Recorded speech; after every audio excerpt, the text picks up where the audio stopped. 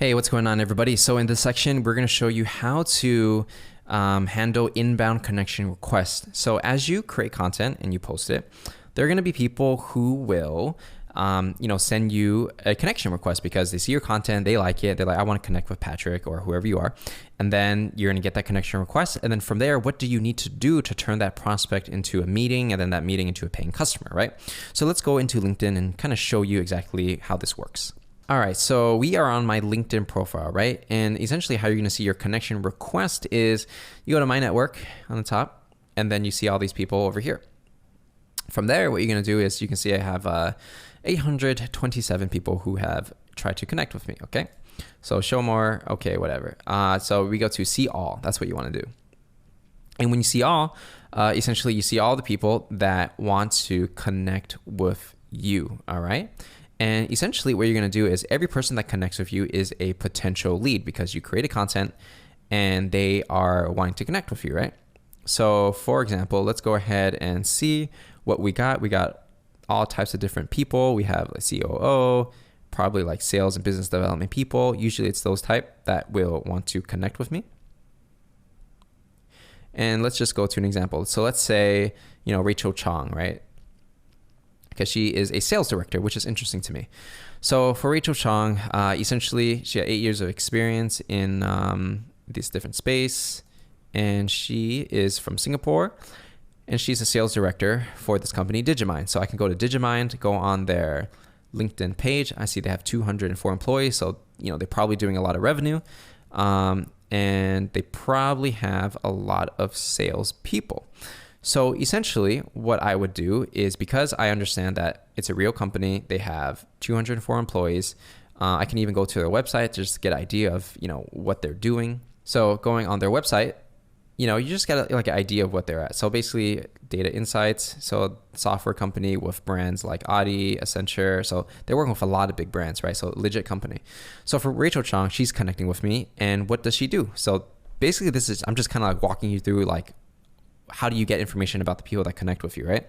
So she is a sales director, leading sales team consisting of 4 AEs and 4 BDRs. So her team is 8 people and she's the director of them. And I guess she's killing it. Number 1 sales rep here and number 1 NB region. Okay.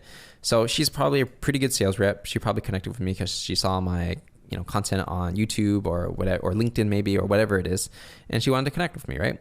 So essentially, if I was selling, let's say, sales training services or consulting services, or if I was going to help them generate more leads in, let's say, America or something, maybe they need help with that because they're from Singapore and then they don't understand American culture, right? Or maybe they do, who knows?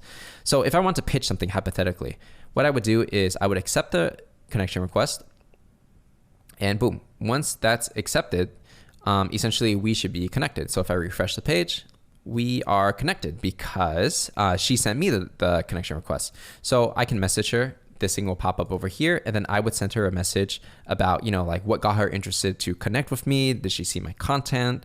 Why did she want to connect with me? And is there opportunity for us to work together, right? And I can leverage the fact that she's a sales director, so I can kind of like hint at, maybe what are some of the challenges that they have. And I know, just from working in sales myself, that if you're a sales director, obviously it's all about coaching your sales managers and your account executives and your BDRs to generate more leads and close deals. That's pretty much the job, right? It's not much different. So if I just said something like, hey, I noticed that you're a sales director at this company for the last year now, congratulations. Just curious to know if you needed any help when it came to training your BDRs to generate leads in, America or whatever it is, right? And so let's go ahead and go back into the keynote, and we'll give you some examples. So here's an example that you can use. Obviously, you could copy and paste it, but you definitely want to make it more custom for your specific sale, right? Everyone's different. Everyone's selling a different product in a different industry. So make sure it makes sense for who you're selling to. So you can see like, hey, John, Rachel, Sally, whatever it is. Thanks for connecting with me here. And again, they connected with you, right? I saw that you were, let's say, the sales director at this company, and congratulations for that role. It's very hard.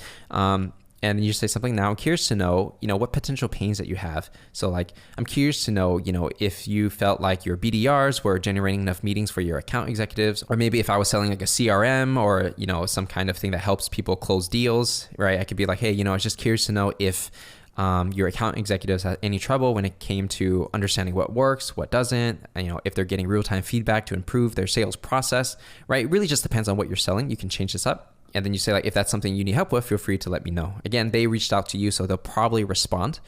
You can also say something like, if you put in the pains like, hey, just curious to know if your BDRs are generating enough meetings for you in this, certain market, because I actually help these other Singapore companies generate meetings. So I think it's something that, it's opportunity for us to work together. So if that's something you want to do, feel free to schedule a calendar, a time to talk on my calendar here. So the different variations you can use, you can actually just put the link to your calendar right here, or just say like, hey, if that's something you sound interesting, let me know what your calendar looks like to talk. Or you can just say, if that's something you need help with, feel free to let me know, right? So it doesn't have to be a hard push. You can adjust the dial. If you want to do a softer approach, you can just let them, pass the ball to them. If you want to do a more direct response marketing approach, you can say, here's a link to my calendar. Or if you want something in the middle, let me know what your calendar looks like. Either way, it's just whatever fits your style. Only you would know like the nuance in that situation, whether, how likely people are to respond. But this is basically just one example that you can use.